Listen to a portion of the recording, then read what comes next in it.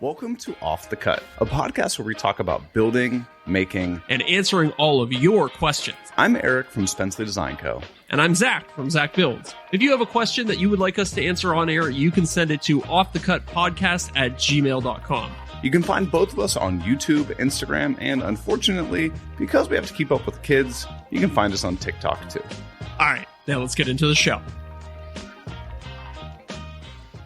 Welcome to Off the Cut episode 83. We're up in Toronto. Today is known as Tuesday, September 26th, 2023.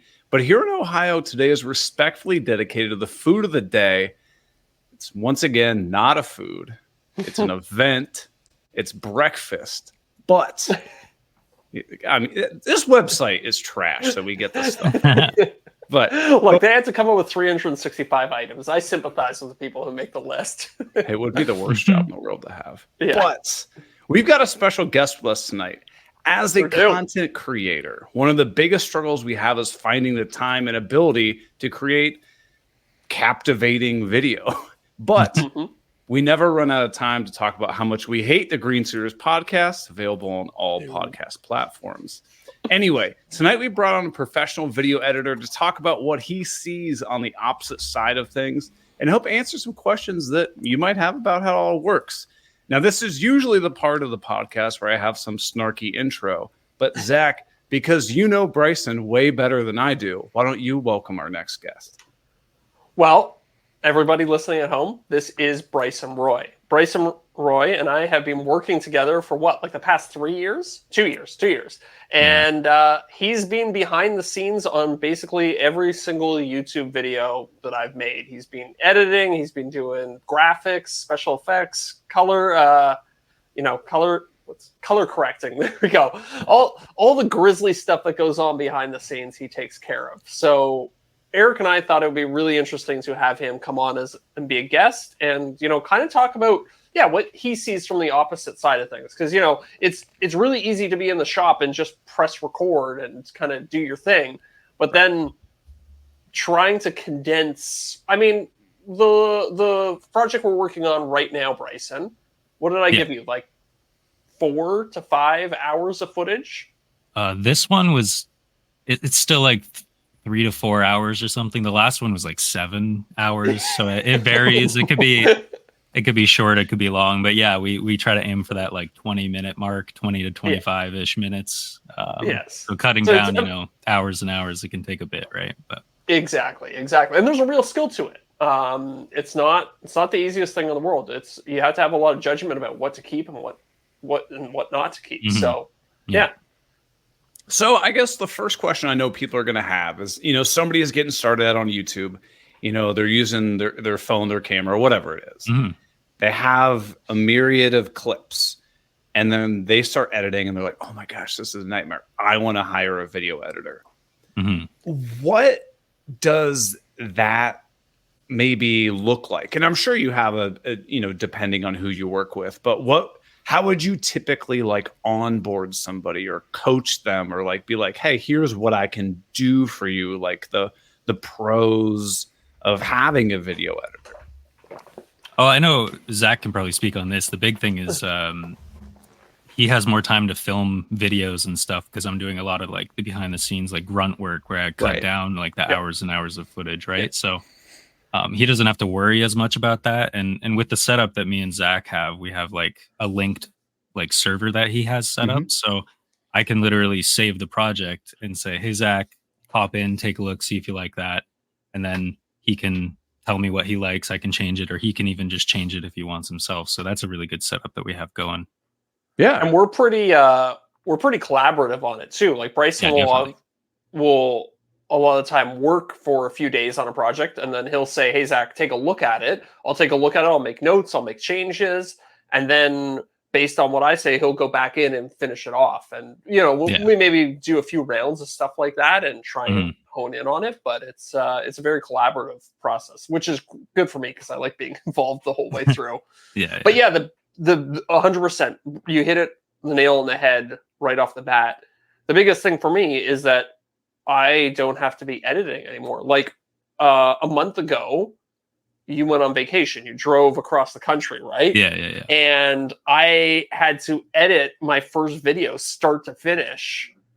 I haven't had to do that in a while, and it really reminded me of how much it slows things down, because I basically it kind of screwed up my schedule there. Like, we had a good rhythm going, and then I was like, right, I had to edit this thing, and it's like I can't just finish a project and jump right back into the shop to build something else. So it made me appreciate just how much you do. Thanks, man. Yeah. So because Brycen, a lot of people who listen to our show are people who are like just getting started in content creation, or aspire, or just interested about knowing the nuts and bolts behind all the stuff that they watch on YouTube and stuff like that. Yeah. How much time, like, let's say Zach films a whole project, right? And he sends you, all the files on the server, whatever you download. It's like, what, 5 to 10 hours worth of footage, whatever. How many hours would you anticipate goes into from very start to the video being finished? Like, after you have the files. I know it's a range. It depends on the video. Yeah, like how crazy you get. Yeah, it's kind of tough because it really does depend on like what's in the video and everything about that. With Zach's videos, it's pretty nice because it's very chronological. He has it all planned out very well. So his are very easy, opposed to like if we were shooting like a full build of like a deck or something, which I've done in the past, and then there's like 10 hours of footage and there's no plan to it, Right. You just kind of like got to make it work somehow. So that'll take longer in some ways than what Zach is doing. And then also depending on how long the video needs to be, right? So there's so many variables that come into play. It's hard to like narrow down a specific number of hours, right? Is it harder to edit a short video versus a long video? So if you're in a situation like that where you have 10 hours of footage and you need to cut together like 3 1-minute reels from that, and they had to be like sizzling hot, is that harder than a 20-minute YouTube video? Yeah, in a lot of cases, it's actually way more difficult to cut down a video to like a minute than it is to make a 20-minute thing, because you have to pick the best parts, and there could be so many good parts, right? Yeah. So it's really finding like the golden shots of all the footage that you have and trying to condense it into a 1 minute. That's definitely super difficult to do in a lot of cases.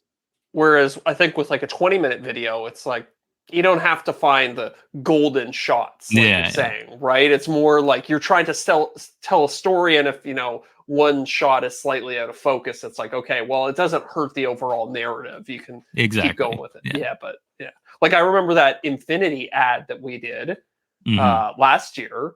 I think we probably had 3-4 hours of footage for this 1 minute clip, and we both spent like days and days refining that. Versus standard YouTube video, it's just less picky.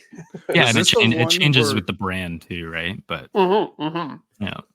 was this the one, Brycen, where you were hanging out the window filming something, and Zach's we can't post that for the behind the scenes shot? Well, we tried to, actually. It was funny. I was like, there's no way sometimes I do this with brands. I'll like include clips that I know they're going to reject, just so they have something to like give a little bit of input on. And there was this one clip of Brycen hanging out the window of this SUV trying to see if the camera was still attached to the side of the SUV. I was like, no way they're going to allow it. But it was like such a good, like, I don't know, it was like fun. It was a nice little clip. But I was like, there's no way they're going to allow it, but I have to just try. That didn't end up making it in, did it? No, it didn't. They had the first round of auditions, and then they like came back the second time, and they're like, we got to get rid of this clip where he's hanging at the side of the window. Damn it. Yeah, I mean, it's fair though on their end, I guess. Oh, totally. Yeah, I can see where they're coming from on that one.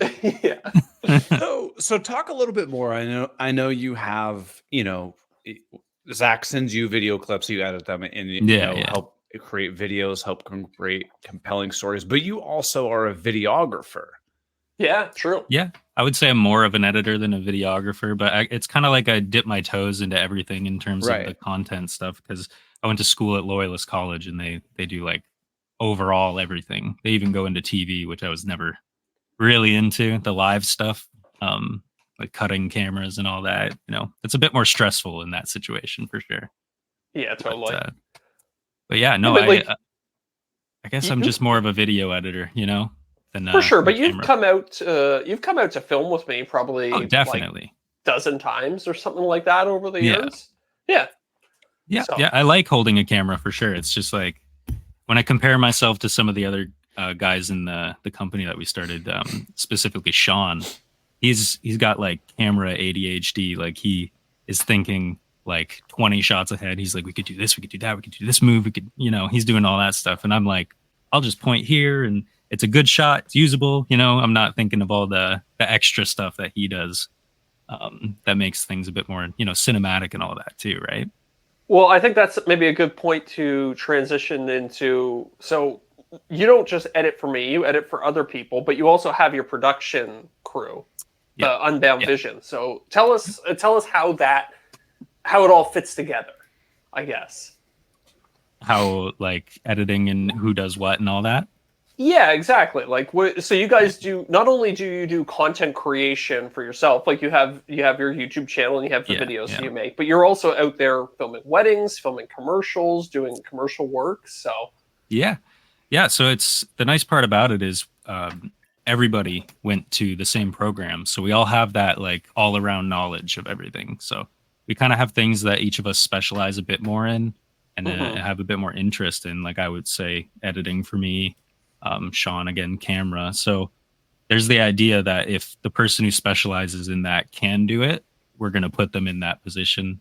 If they can't, we can all do everything. You know what I mean? Yeah. And that's the nice part about it. But yeah, like again, I think the biggest struggle for us right now is we're starting a company, but we all live like 2 to 3 hours away from each other. So whenever we're shooting, like we all meet up at the location and then we're like, all right, let's do this. Right. And it's kind of like, it'd be nice if we had a home base to work. Yeah, definitely. Right? But how big is your team? How many people do you have? There's 5 of us. Yeah. One of them is my brother. Okay. And he went to the same program. Yeah. Now, what's that like working with a family member? That's not too bad. Me and Nick, again, his name is Nick. Sorry. He and I get along very well. We're very similar people, so it's not that bad. It's not like we've ever butt heads too much growing up or anything. And we're interested in the same stuff. Obviously, we like pick the same career path and everything, right? So we definitely get along. If anything, it makes it easier because we already have that like, that link to each other, right? So right. And you can give each other a hard time, but like you've been doing it, exactly. your entire life. So it's just like, it's not just like, man, I got this guy at work who's a real jerk. Right. I mean, I will say that about him more than anyone. Yeah. Oh man, screw this guy. Yeah. So I see that you've got our buddy Mark from Remarkable Works. He got his hat on. Are there other prominent people in our space that, or maybe listeners would know that you work with besides Zach and Mark? I have worked with, not like consistently, but I've worked with Annex Works in Toronto. They do a lot of like sculptures and stuff. And more recently, we've been working with Gord at Wood Bully. Oh yeah. And he's been doing like Beat the Bully is his one show that he does, and we did that. I think we did a couple of those episodes. I wasn't really on the second one, but those ones are pretty fun too. We did kind of get into this little niche, and I think that's thanks to Zach a lot of the time, with like contractors and woodworking and stuff. Yeah. It was funny. So I think nice.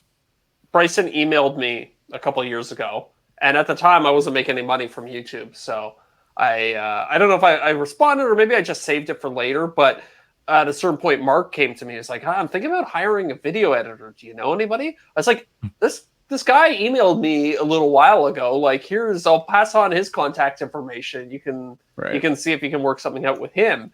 And I think you actually started working with Mark before me, right? Yeah. I did a couple of videos for him, and then I was talking to Mark. He was like, "Oh, this guy's really good. He does good work." And I was like, "Okay, you know what? Like, I think I had a sponsorship at the time. I think I got paid a couple $1,000 for like 4 YouTube videos." And I was like, okay, I'll just plow all that money into hiring Brycen to edit them and see how it goes.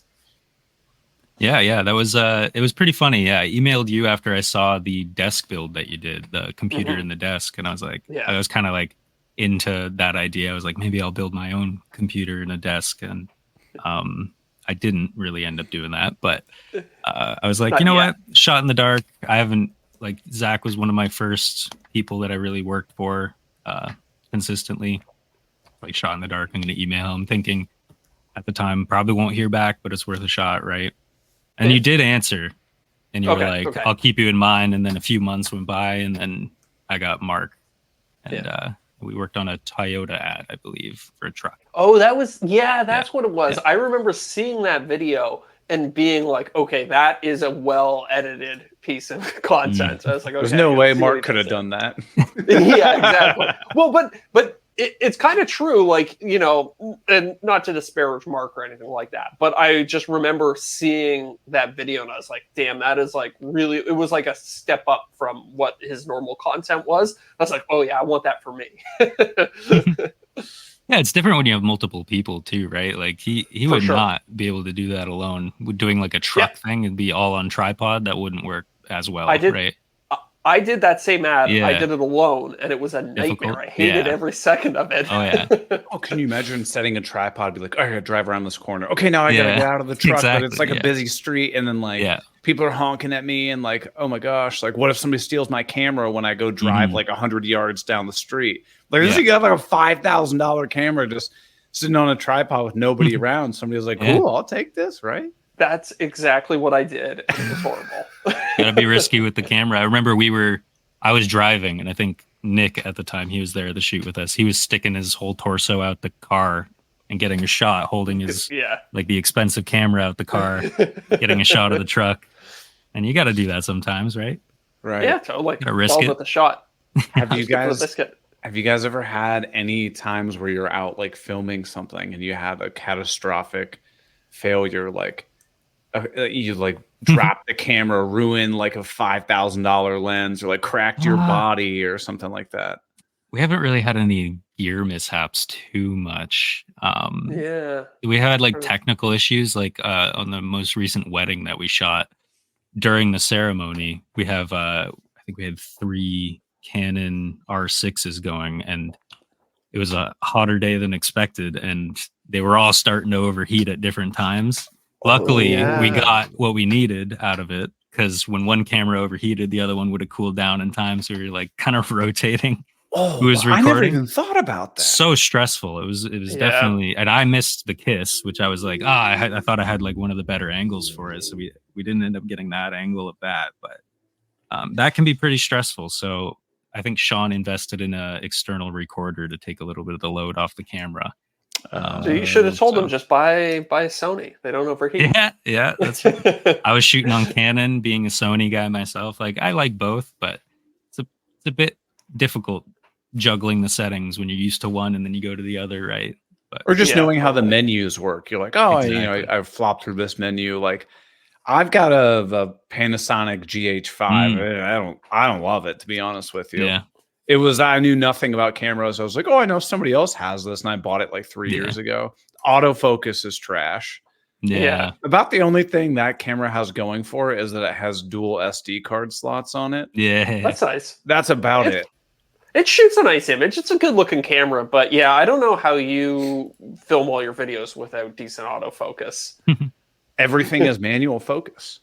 Everything's manual focus. Like even like A-roll talking to the camera. So do you just make sure that you don't like walk forward or back when you're recording? Everything. It sucks. I hate it. So it makes you pay attention a bit more, which is kind of nice. Like I know with Zach's footage, sometimes like your hand will go in the shot for a bit and it focuses on your hand. That's true. That's true. And that definitely does. You're so into the work that you're not noticing, right? And stuff like that. Yeah. 'Cause it doesn't happen too often, but that way at least you're like always knowing where you're focused and everything, right?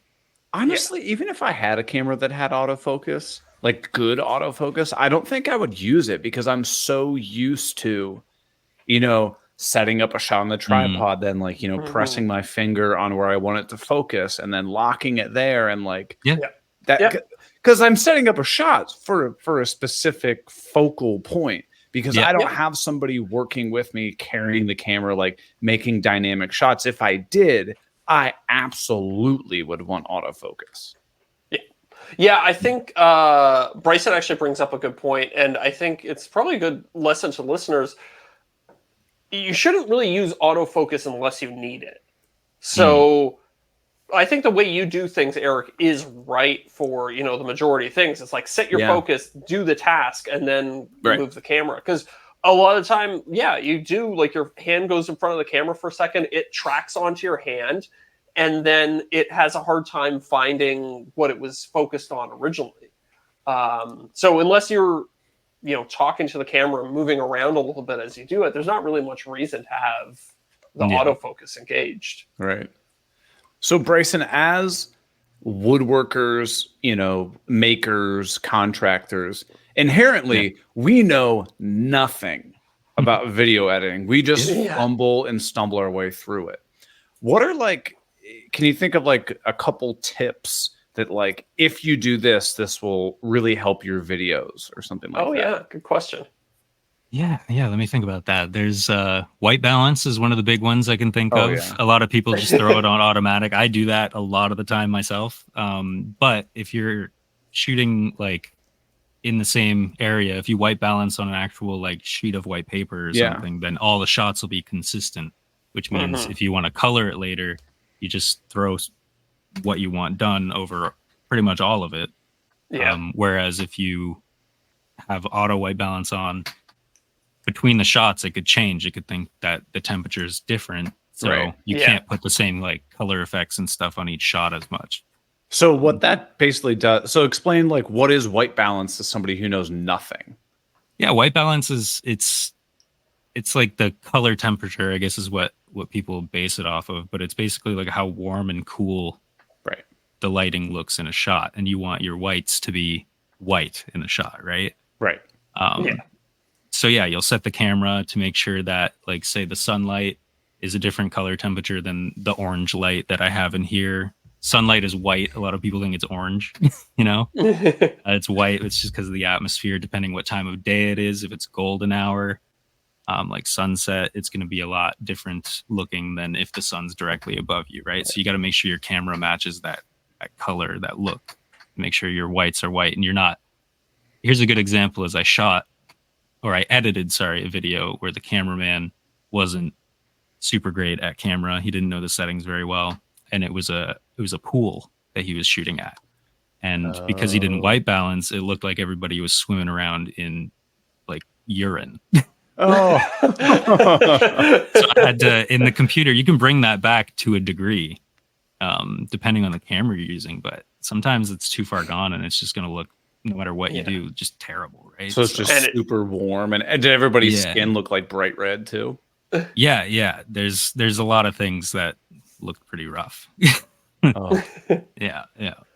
And you can sometimes but notice somebody if they, have auto white balance on and like a dynamic shot, you'll start to notice the colors just randomly change in a shot. And you're like, ooh, what's going on? That's the camera trying to take in all of the light it sees in the sensor, and it doesn't always look perfect. Well, things change. Like if you're standing in front of a window, you're getting bathed in like very white light from the sun, and then you might start walking towards an incandescent light inside that's more yellow, and your camera will try to compensate as the subject moves through the frame and goes to different lighting source. And then if you try and cut between those two clips, you'll end up with this really jarring color change. You're like, oh. If you have a good camera, it's like that it can handle the transition pretty smoothly if it's one continuous clip. But if you're cutting bits, it's going to look pretty jarring. Yeah. So white balance, you said, is like one of the big tips you'd give. You have any other ones that you'd suggest for people? It's hard because I think about it so much when I'm like in the moment thinking about it now. I think one thing. Sorry, I think one thing you said to me at one point was that you liked that I used a remote when I was filming. Yeah. Because a lot of the time I'll like remotely trigger my camera with like a channel change or whatever for your TV. I can use that to stop and start recording. Yeah, that cuts down a lot of the footage that you have too, right? Time that it takes to walk to the camera and everything. Exactly, because what do most people do? They press record, then they walk to where they want to talk, then they say what they want to say, then they walk back to the camera and they cut it. So a lot of the time you end up having to cut the bookends on either side of that clip. Whereas if you just have the remote there, you can like save a lot of footage. And every second of footage has to be watched at some point during the editing process. Yeah, exactly. Yeah. I look at everything that you shoot. All of the 7 hours of footage, I watch it before you poor bastard. Yeah. That's not too bad. I enjoy this stuff. Like, I enjoy what you guys do, and like I like watching what other people don't usually get to see, which is nice too. Right. I get to see the little like hiccups and stuff, and like where you go pick up your drill and you drop it on the floor and damn it. or you fumble 40 times to try to get that like the screwdriver in some place or whatnot. Yeah. Oh yeah, there's so many of those for me. Yeah. Is there a certain genre of things, and you don't have to throw anybody under the bus, that like you shoot and you're like, oh man, if I have to edit or shoot one more of I don't know, a cooking video, I can't do it anymore? Or do you just like not take on those clients anymore if something is horribly boring to you? Well, it's hard right now with because the business that we have hasn't really like taken off too far. So we're kind of taking what we can get, whatever companies come to us. So I've done some pretty boring stuff for sure. You just kind of got to put yourself in the right mindset. Like, I like to think I'm pretty good at doing tedious stuff. The one guy that's probably the farthest from editing in our group, he can't handle that. He doesn't like, he'll lose his mind if he's stuck at a computer looking at hours of footage and stuff, especially if it's not that entertaining, right? Right. Like we do ones where it's like construction, but more so like selling tractors or something, right? Okay. So we're just got like tons of footage of people driving tractors and stuff, right? Like something like that. Like, you got to find the best shots of tractor. You know? Yeah, but what your job there is like, okay, here's everything. Now the fun is like making a compelling, interesting video that speaks the message of what they're trying to get across, right? Yeah, it's all about what they want. It's not about what you like. That's the big thing. That's the nice thing again with Zach and Mark, is they give me a lot of like freedom to do what I want, which is great. But if they don't like the music that I've cut everything to for the more brand style stuff, right? They're like, change the music. That could be hours more work, right? Yeah. Because if everything's timed to that specific beat or a track, that's so much of my time. I'm like, oh my God. And usually we only give people like a couple revisions. So if that happens, it can only happen, like a couple times. But it's a lot of work. Like, especially if they give you certain parameters, like, hey, I want to do this, this, this, and this. And you're like, oh man, I'm locked in. I really enjoy this, because what you're doing is art. And you could get locked into something and be like, I really like how this turned out, how it came out. And then your client says no. Like, we did. That's hard. It was me and Mark, actually. We did a video. I won't say the brand, I guess, but we did a video a while back, and me and him were like, oh, that looks so sweet. Like, we had it lit super crazy and it looked super cinematic. And then the brand came back and they were like, that looks too overproduced. Like, it looks too for social media, which there's two sides of it. For one, I think the video is done.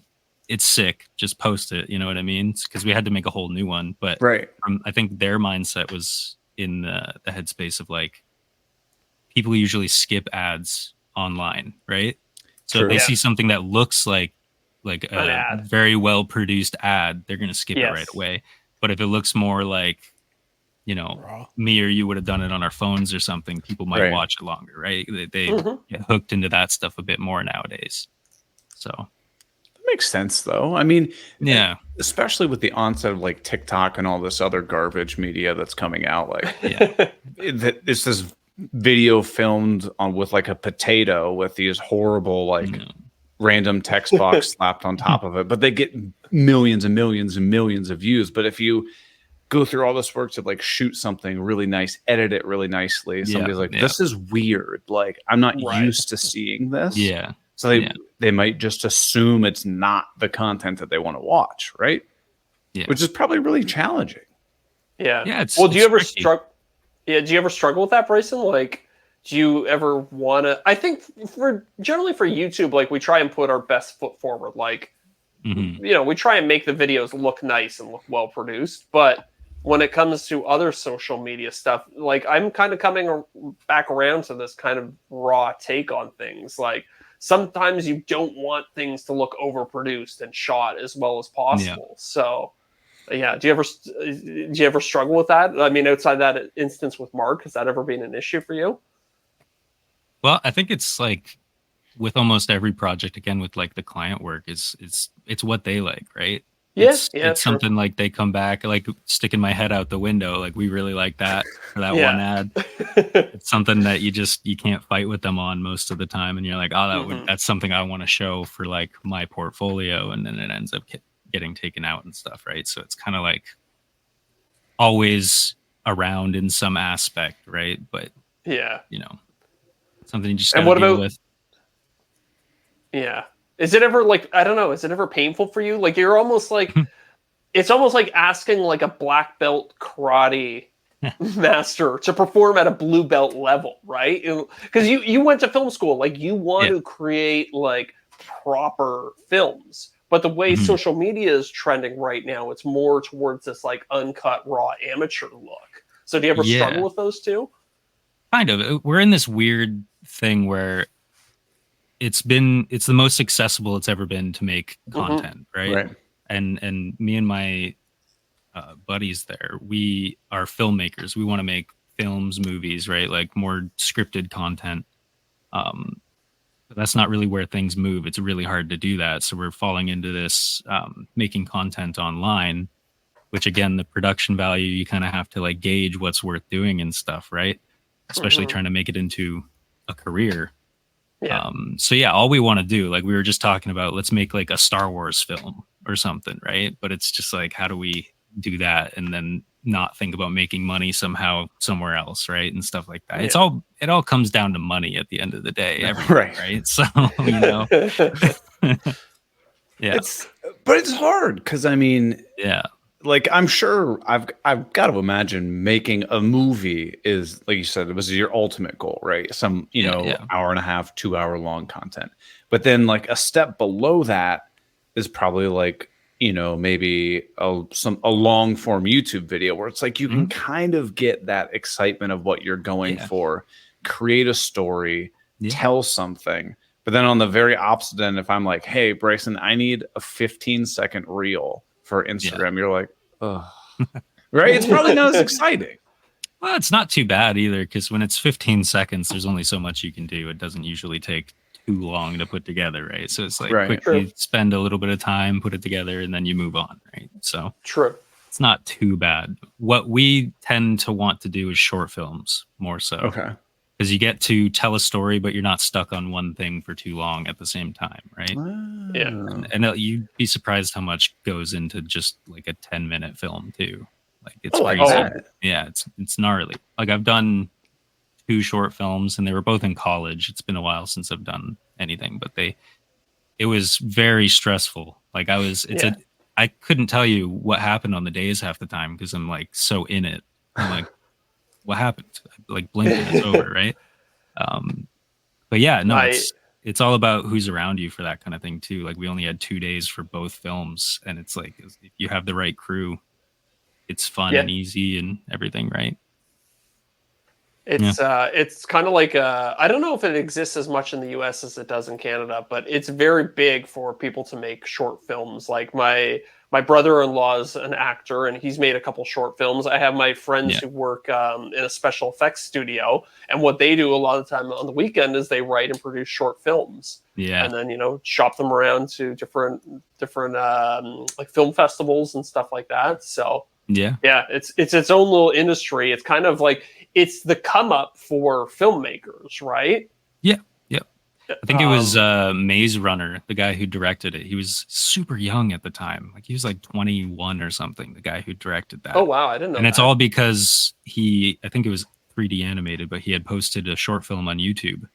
And cool. And people liked the vibe of it. They were like, this guy could probably handle this film. So they just gave it to him and it took off, and it was awesome, right? Huh. So imagine going from like you made this really cool viral YouTube video to somebody being like, okay, we want you to direct our feature. Yeah, it's crazy. But the internet has such an impact. Like, look at Deadpool. Like, that's huge, right? Yeah, true. Very true. Yeah. Now, be honest, do you ever get, is it exciting or frustrating? Like, let's say you helped Zach edit a video and it got, 10 million views or something like that. Is it like, man, I kind of wish like my name was on that because like I had a lot of artistic creativity in that? Or is it more of like, I'm really happy to see that our company was able to help our clients out like that? And like, you be honest, like if you want to throw Zach on the bus, that's fine. No, I think it's like, I do have the time to build my own brand and stuff if I wanted to. And like, we are building Unbound, right? But as my like own solo YouTube channel, like I do enough stuff that I could make my own projects. But I do like assisting people a lot with their projects. And it's kind of nice because I get to dive into a different like world that I'm not used to, right? Like I do enjoy woodworking and stuff. I don't have the resources to do it as much, but I like learning about it. So the fact that I get to edit and learn, right? It doesn't even have to be woodworking. It could be anything, right? Like I could learn a lot. Like people who do documentaries, the editors probably learn a crazy amount about the world and everything, right? So I guess it depends where your head's at. Like I'm looking at the benefits of like the knowledge side, I guess, but I see what you mean. It's like people aren't going to think of me ever most of the time, right? Yeah, I mean, be honest. It's, as like a casual YouTube viewer, I go on or whatever. I watch one of Zach's videos. I'm like, man, he made a really cool thing. I'm not thinking about, did he edit this? Did he film it? Or did he have a company do that? Like, honestly, it kind of sucks that I don't mind. I'm a pretty introverted dude. Okay. Yeah. So if it's people I know in person, and they talk about it and I'm like, yeah, I did that. I edited that. Like that's cool. I don't mind. Other editors around the world or whatever, if they see it, they might, show me some respect in that way. But I don't mind being behind the scenes. I think it's nice. Like I'm always the type of guy, it's like, I'd like to be rich, but not famous. That makes sense. The dream. That's the dream. Yeah. Is there, can we brainstorm like a better way to do it right now? Because like I've always been open to like on-screen credits or something like that. I don't know. Like, what's a good way? How could you alleviate that issue?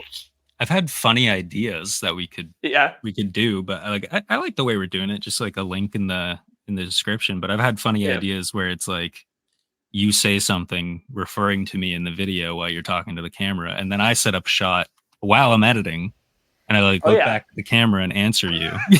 See, I like that. That would be fun.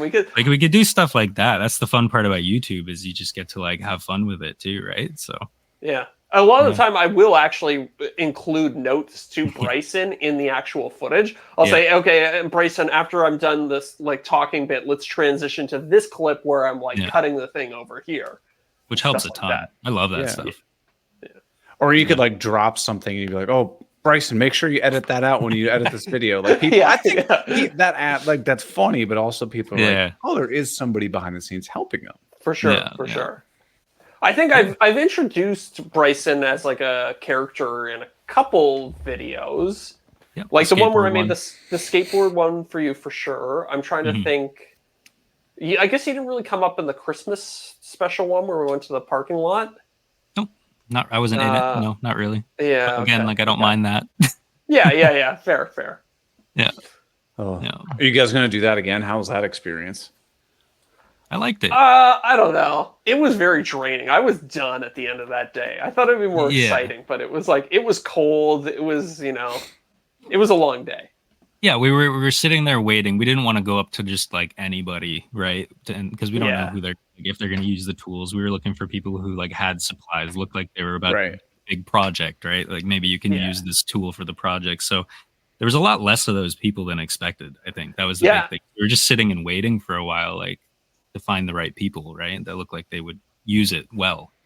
I was like, for sure, all day we're just gonna see people bringing out, carts full of plywood, carts full of 2x4s, bunch of drywall, and I would just give them the tools based on what was on their cart. We sat there all day, and there was like 5 people came out all day with like carts full of stuff. Yeah. So it was a little harder than we thought. I think it was a Saturday, so that kind of had something to do with it. It was like kind of like midday on a Saturday. I think we got there at like 10 a.m. or something. So, my part, not great planning. All the dads already left. Yeah. Well, that was kind of what I was hoping for the weekend warriors versus the full on pros. Right. I think this year what you need to try to do is get DeWalt and whomever else to give you a boatload of tools and like kind of hook you up with some sort of like high school or something in the area and like go to like a wood shop class and like I know that would be challenging to film because you need so many release forms of kids under 18 and whatnot. That's the hard part for sure. Right. Well, Brycen and I actually just finished filming a video. It was a brand partnership where I made this bench for a local high school. And I made a set of plans and everything. So I'm in contact with the shop teacher at that school. So I have actually kind of thought about doing something along the lines there. I think they'd probably be open to it. Yeah. I'm totally in for it. So I think he changed his name on the YouTube stream. That's Luke's comment, right? If they asked me, I could. Okay. Luke's got a comment or a question. He says, do you guys ever change the vision of a video based on the edit? So like, do you have vision 1, film everything, you go start editing it and you're like, actually, I think it should really be vision 2. It definitely changes for sure. It definitely changes. Like, I think a lot of the editing process is you go and you film a bunch of stuff and then you lay it all out. And there is kind of like how can we take all this footage and create a coherent narrative with it? Right. Like you have a little bit of a plan, but you're always kind of adapting on the fly a little bit, right? Yeah, and not everything makes it into a cut. Like Zach will script out a lot of his stuff, and obviously you got to play it by ear a little bit when you're building stuff because not everything can go right. But in the edit, if like a video that we wanted to be 20 minutes ends up being like 30 minutes, then we're like, okay, a lot of this is good stuff. What's the least worthy of keeping in of the good stuff? So sometimes we have to like cut stuff that we like, right? So yeah, totally. Yeah, and a lot of the time, it's an efficiency game too. A lot of the time, like I'll sit there and I'll like make a little script about what I want to say in a certain part of the video, and I'll accidentally say something that I said earlier in the video. It's like, okay, well you cut that, right? Or cut the one before, and because it works a little bit better later in the video. So there's a lot of give and take with stuff like that. Yeah. There's a lot of people who say when it comes to, I guess this is more of like filmmaking, but they say you write a film. I don't remember if it's 2 or 3 times, but you write it. Yeah, you write it 3 times. That's what it was. Once when you're actually writing it. The second time is when you're filming it. The third time is in the edit. So it's like, it's always changing. Yeah. Everything is up in the air for the most part. Now, Zach, do you find it easier to have Brycen working with you and like, just, like in that example, you have a 30-minute video, you need to cut it down to 20. Is it easier to have him be like, hey, we're going to get rid of this, and this part, as opposed to you, because like you were more involved in filming all of that. And you're like, but like, do you treat your film or footage more like a baby than Brycen does? No, I think the opposite. I think Brycen's actually a little bit more hesitant to cut stuff than I am. Mm-hmm. Like, and I don't know if that's more of like you just don't want to piss me off or something like that. Like you don't want to annoy me by cutting out a section of the video that's boring. I think that's the nice part about the setup that we have with the server. Because if you weren't able to hop in, I would take a lot more liberties, but I cut it down with what I have. I'm like, here's like a full rough cut. It is pretty long. So look through it, see if there's like what you think you as the person in the video and your channel and everything you would want to keep. And then either you can take it out yourself or just let me know and I'll take it out and make it work. Right. But it comes down to like, it's his baby. You know what I mean? Like his channel is his baby. I'm just like babysitting. You know what I mean? Yeah. I mean, honestly, I wouldn't be offended if you took a more active role in like chopping out the boring bits and stuff like that. Yeah. You wouldn't have any videos, Zach. Yeah, well, that's true. That's a good point. But be like the Green Sears podcast, Worst podcast, Mayo. available on all streaming platforms. We have an ongoing joke with them. They're our good friends that run another podcast, and we just constantly talk trash about them, and they do the same thing to us. But it's funny. Awesome. Our viewership and theirs has actually gone up since we started doing that. That's good. So they're like, "Well, keep doing it." Yeah, exactly. Why not, right?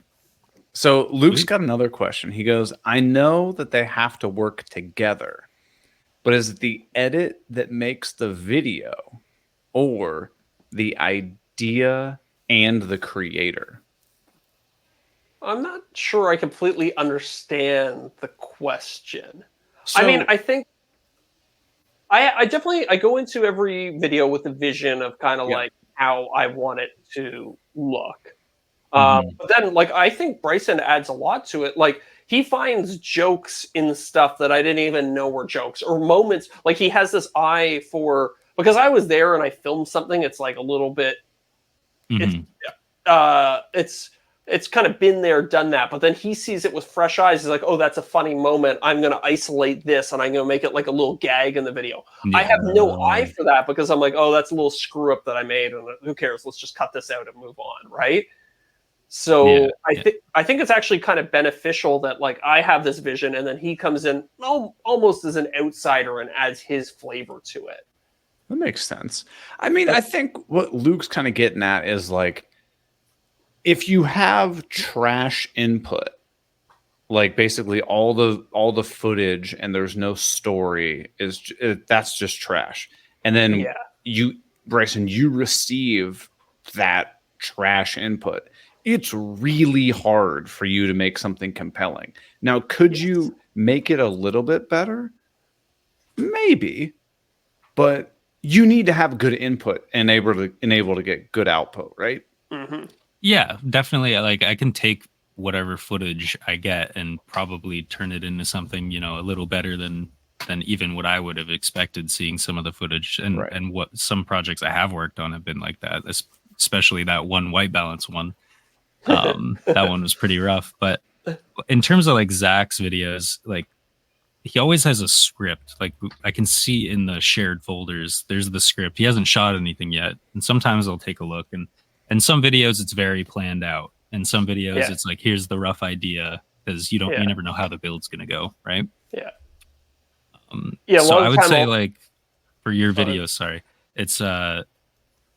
it's more planned and executed in your like workflow and filming and everything. And I just kind of like piece it together and make it work in that way. So I think the nice thing about my videos too is that it's like you said it earlier, like they're usually chronological, right?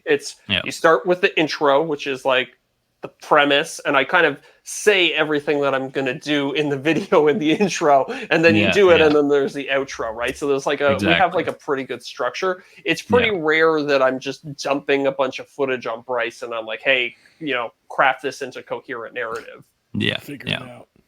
Yeah, and usually when I give him, I'll give him the footage. I put the clips into different folders, so there'll be like the intro folder. Then there's day 1 of the project, day 2 of the project, day 3 of the project, the outro folder. So it's already kind of like there's a loose structure there already too. Yeah, organization is probably more important than like almost half of the other stuff. Like if you're not organized, then it's going to take a lot longer. Do you communicate your vision with him, Zach, through like notes, or do you guys have like a video conference at the beginning? No, we're pretty loosey-goosey with it. Like a lot of the time I have a folder that's labeled scripts in every video project, and sometimes in there'll be like an outline or like with just like bullet points of like how I think the project's going to go. But a lot of time it's honestly just like a kind of an intro and an outro. And then we chat on Discord as the edit progresses. I'll usually say like, hey, Brycen, all the footage is up. Like if you want to like download it all. And then he usually cuts out all the bits that are unusable. Right. and gives me like a nice organized project file. And then I go in and I start doing voiceovers, and then we kind of tighten it up from there. So we kind of have an established process where it's more or less on autopilot. Like we don't need to communicate a whole lot throughout in order to get it done. Yeah, a quick text will usually get the job done. And if it's something bigger, then we'll hop on a call quick. And it's nice with Discord because I can stream the edit, or he could stream the edit. He's like, here's what I was thinking here. And then he shows me visually, and then we can move on. But usually, like, we haven't had many cases of that, honestly. Yeah. So. Yeah. Usually when we chat on the phone, it's for like, bigger vision things. We're like, okay, what are the next like 3 or 4 projects out and stuff like that. But it's not the mundane nuts and bolts of it. But you do have some back and forth, like, hey, I started this, check it out. Okay, now Zach did this part. Okay. Oh, yeah. Because I think my biggest fear before I talked to Zach about, like, having a video editor, my thought was like, I literally go film this entire video and then I just like wait to see what comes back from you. And like for me, I'm like, oh my gosh, like I think I had that same fear too. I think I worried about the same thing too. And it was really only the setting up the server. I remember talking to the first time I talked to Brycen, and I was like, if he doesn't use Adobe Premiere and he doesn't have like access to this like some sort of shared folder with me, I was like, I don't think there's any way that I can conceivably see this thing working, because I knew myself and I was like, there's no way I'm going to be able to give a person every single thing they need right at the start of a project in order to complete the edit. Right. Yeah. Or have to mail them a hard drive for like and meet him at the grocery store parking lot. Yeah, and like Brycen lives close, but he's like an hour and a half away by car, right? Yeah. So it's like I was thinking, like, am I gonna meet up with this guy like once every couple weeks and give him a hard drive full of footage? Like, how's that gonna work? So I think figuring out the workflow was actually a big part of making the whole like partnership work. Yeah, when you're so involved, especially, right? Like Mark, we do most of it over Google Drive, or when I shoot with him, he'll be like, here's a hard drive, or we transfer footage. So it's a bit more, of a process with him. Yeah. And like you said, he can't see what I'm doing until I export and send him a cut. Because we don't have that. You know what I mean? We don't have the shared folder that we can both access. So because let's be real, like that's a financial investment. Buying a network connected server is not just you don't just like go to Best Buy and just like grab one off the shelf. Like you have to well, can you actually buy it you can't, right? I think they have small ones. I think Western Digital has like basic ones that you can get. His is definitely more intense, and it's not cheap too. Like you think about how much a hard drive is. If you want like a ton of storage, it's like at least $1,000 if you want to get like terabytes and terabytes, right. I'm trying to think. It was some brand partner, like building the content business has been like one brand partnership to the next. It's okay, especially early on, it's like, okay, I did this one, I got $1,000 for doing this, I'm gonna go to the proverbial Best Buy and buy myself a NAS or a bunch of hard drives so that I can remote in a video editor. I think you guys were go ahead, Derek. Oh, I was gonna say, you guys were talking about sharing on a server. I thought you were sharing through Adobe Premiere, sharing the project and working in the collaborative aspect of it. I didn't realize you were on a networked server or anything. Yeah. So that's a relatively new thing that Adobe has, right? Where you can collaboratively edit. We basically just have a folder on both our computers, and when Brycen hits save on his computer, it automatically transfers to mine, and I run that through like a little box that I have in a cupboard. Yeah. So how does that the new Creative Cloud like collaborative thing work? Is that something you're looking to explore, or you're like, F that, I'm out? I haven't looked into it at all, to be honest. Yeah, if it ain't broke, don't fix it. It makes sense to me. I mean, I just know it's a thing. I haven't used it. Yeah, give it a shot, but I mean, for sure, we should mess around with it a little bit. But I think as it is, like our system is pretty good. I like what we're doing for sure. But it could be good for other stuff, I think. Yeah, definitely. Great idea. Do you run your server, Zach, through that Backblaze thing, so it automatically does like the cloud backup as well? No, I don't. I have it's the company's called Synology that makes my NAS. Yeah, they have a cloud thing too. They have a cloud thing too. I could probably actually pay them some monthly fee to back everything up, but right now there's like supposed to be like 3 levels of redundancy that you have for your data. There's like redundancy on site and then redundancy off site. I don't know. I don't have the off site one, but I have redundancy within the workflow. Like I have it on my computer, the server, and the memory cards on the camera at all times. That makes sense. See, I would blow through the storage on my memory cards. Yeah, I mean, it's you kind of. I have, I think, half a terabyte on each of my cameras. I only have 256 gig cards on mine. Yeah, so man, those 512 cards got to be expensive if you have any decent speed on them. That's right. Yeah, well, one partnership at a time. It's like But I mean, like, I think it's interesting to hear you say that, and you as well, Brycen. Like, all of us are bootstrapping this stuff together. Like, you get one job, it helps you pay for an upgrade that makes your life easier, and like eventually you get to the point where the upgrade that you want to purchase is a video editor. Like, yeah, totally. Yeah. I think very few people are going to go and do their first YouTube video and be like, you know what, I'm hiring a video editor. Like, I don't think not a lot people have the money or the wherewithal to even fathom that, right? Yeah. We also live in a good time. It's like you can learn this stuff so easy. Right. Right. True. Yeah. The only way I see that happening, occasionally I'll stumble across a small YouTube creator and they'll be like, oh, I gave the files to my video editor and they have like 5,000 subscribers. You're like, how does that work? The only way I could see something like that working is where it was like a partnership, like from the start, Right. Yeah. Where you have one guy who's like, I like talking in front of the camera. One guy's like, I don't like talking in front of the camera that much. Right. You make it work that way. Or they're dramatically undercharging, and it's like, wait, you're going to charge me $20 to edit a YouTube video? Sure. Right? Like, take that all day. Yeah. Like, but I don't know. It's interesting. So let's say there's somebody that's excited. They're like, oh man, I think getting a video editor could be interesting. Obviously, we would tell them to check you out at Unbound Vision, but thank you. So like, how can somebody be, what am I trying to say? Like, make sure that the person they're hiring isn't a quack. Because I'm sure there are people that hawk themselves as being video editors that are trash. Like, are there any telltale signs that this person doesn't know what they're doing? I think it all comes down to portfolio, and you can do like an interview too. Like, make sure it's not like a weird dude that you're going to be working with, right? Right. Most of the thing is portfolio. Like, what has this person done? Does he match my style? Okay. Stuff like that. So that's where I think Zach kind of took a little bit of a risk, because I didn't have too much in my portfolio other than like college stuff and all that.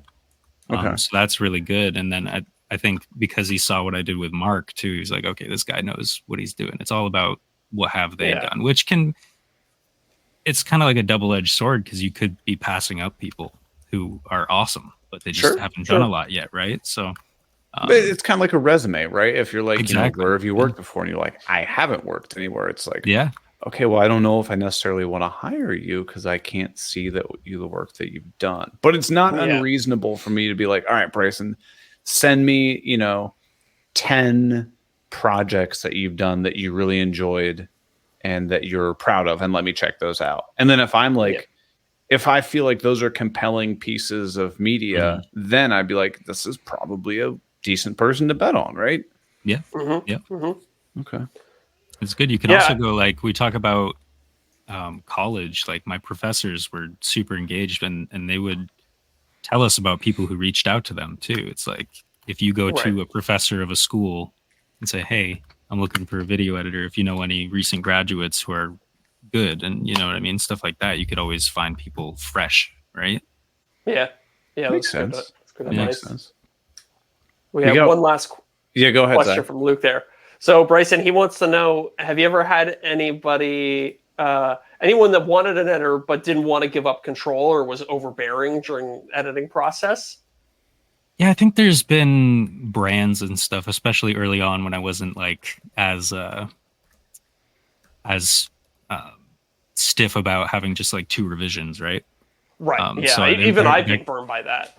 Yeah, there could be like so many different revisions people want, and like early on you might not know, like I'm not getting paid enough for this to do that much, right? So yeah, that's the only thing I can think of for a video editor being overbearing. It's just like there's this GIF or GIF, however you want to say it, that I send to my friends sometimes. Yeah, I'm on the same page.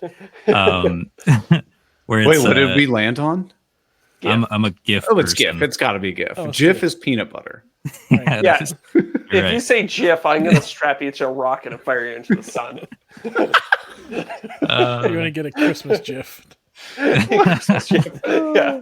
Oh, that was good. That was good. No, but it's just like an editor. He's sitting there, and there's a guy over his shoulder. He's like this way, and it's like 1 frame over, and then he's like, no, go back, and it's back again, and it's just like the little stuff that does not matter at all. That's the stuff that really annoys you. You're like, why am I doing this? Like, why am I making this change and re-exporting just for something tiny or stuff like that? It's most people I've worked with, it's pretty good. Like they understand, especially nowadays. Like I said, it's pretty easy to at least understand with YouTube and how much content creation has become part of society. Right. People understand kind of the process, so that they're not too bad about it.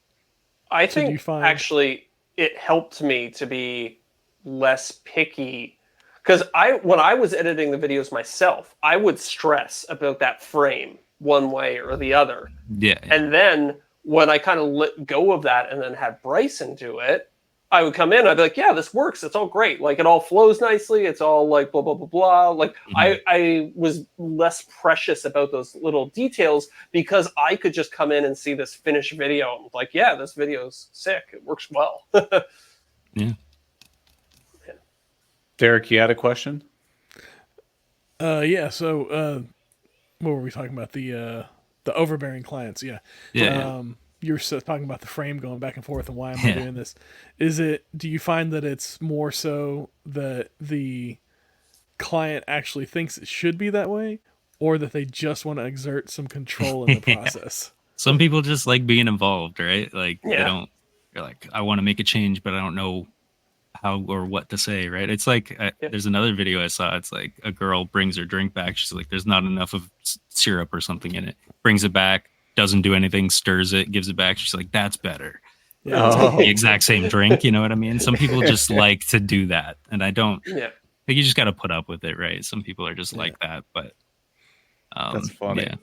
Yeah, for sure. Yeah. So I want to know, and we're getting close to the end and wrapping it up. Yeah. Money is not an object. It's just tomorrow, boom, you have all the money you need. You get to work on whatever you want. What like client or project or film would you want to start working on? Oh man, and you know everybody. So if you want to get like Jennifer Aniston or you know, that's a good. Okay, I'd definitely bring on Henry Cavill. I think he's awesome. Great actor, and he's a gamer too, which is just hilarious to me. He's like super. He almost missed the Superman call because he was playing like World of Warcraft or something. That's hilarious. No, I would want to do something action based. I think I've never worked with a stunt team. I would love to bring a stunt team in and like have them do crazy, like break through walls and like do flips and crazy stuff. That's where a Star Wars fan film would be freaking crazy to do, but. Because I don't know anyone who can even do like a backflip. So no. I don't know if you guys can. I can't. So it'd be like a full length film, like a 2-hour long film. Yeah, I would love to do something longer form like that. I am not the greatest writer, so I definitely I would hand it off to people I know well. That's the thing. I like the crew and like people I know. So like I have one friend named Rowan. She's an amazing writer. So I'd be like, you're writing this film for me. You don't have a choice. Here's money, you know? Like right. So I like having the people that I know work with me. Like I don't know how many people I would bring in outside of that. I would like to have like my own crew. Okay. You know? Kind of like Christopher Nolan. He always works with the same people, right? He has those same actors even. Yeah. Because like his films are always so tight. Like you know what to expect when you're seeing one of his films, right? Yeah, there's his cameraman in. I remember I think it was Interstellar when they're on the water planet. If you guys have seen that, That was shot on IMAX, and IMAX cameras are huge. And he had it on his shoulder. And it's crazy. You should look up a picture at some point. But yeah, he's a huge guy, and it's like not many people could pull that off. You know what I mean? So he's got to have that right crew. Yeah, I think it was the interstellar water scene. I think that's the part. How long do you imagine the Star Wars fan film? How long do you would imagine from like day one inception to like you release it? Are we talking like 2-3 years, you think? Probably less than that, depending what we did. I wouldn't want to do anything like too crazy. I wouldn't want to put that much effort in. It would be fun to maybe do like a fight scene, something small, 5 minutes maybe. Okay. Because I'd rather put that time into something original. You know what I mean? So for something like that, we could probably write something within a week, as long as we have the right choreography and like people to act in it. We could shoot it in a day or two probably, and then it comes down to like however long we want to take to edit, right? Whether there's a ton of effects or something that could take like a week, it could take like 5 months. You know what I mean? So not a lot of political discord and yeah. Senate hearings in your Star Wars. No, nothing like that. No. You don't want to work at C-SPAN? Do you guys have C-SPAN in Canada? No, I'm not sure what that is. It's like it's like literally, Derek, how would you describe it? Like it's a live feed of the Congress. I think C-SPAN stands for Congress. Right. You just hear like political hearings all day. And it's got to be the most. It's one camera angle for hours and hours and hours. Wow. Yeah. It's that bad. can be a bit intense. Yeah, I don't know if I would ever. I don't even know how you start to write something like that. Like my brain would shut off so quick. Oh, it'd be rough. But that's why, like I said, I would get my friend who's really good at that stuff. I'd be like, yeah, here you go. Here's money. Sure. Oh, that's funny. That's funny. Well, we're at an hour. Brycen, it's been a blast having you on, and if you don't mind, we're gonna do a little after show after this. Slide in over there. But for all the people who aren't going to be in the after show, tell them where they can find out more about you and potentially hire you in the future if they're interested. Yeah. So the main thing that we're focusing on right now is Unbound Vision, our company. You can find us on YouTube, Unbound Vision, our website, unboundvision.ca. We're going to be focusing a lot on like weddings, but we also do a lot of fun photography and like cool YouTube videos, and we're not focusing as much on like the wedding stuff on YouTube as much. So that'll be where you see more of our personalities come out, I think. That makes sense. Zach, you got anything else? No, I mean, just thank you for spending a little bit of time with us, being on the podcast. Hopefully the people at home found this informative and useful, and thanks for coming out, and thanks for being such a good editor. Oh, thanks, man. Thanks for being good at filming, being organized. Oh, he's kissing my ass now. He's lying. Oh, so cute. All right, let's wrap this thing up. All right, everybody. Thanks again for listening. We will catch you over the after show, and if not, we will catch you next week. See ya. That was a really awkward pause, but we'll cut it there. No, we're including all of this. All right.